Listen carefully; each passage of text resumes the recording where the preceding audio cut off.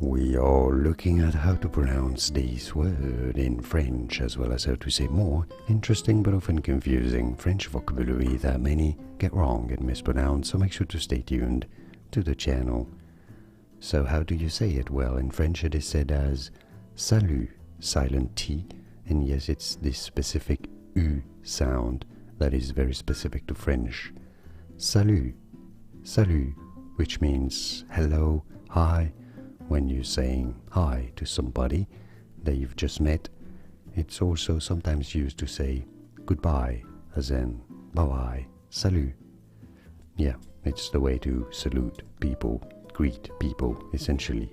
And now you know, like and subscribe if you found this video useful. Let me know in the comments if it was, or not, or less. Like the video at least, it helps me immensely.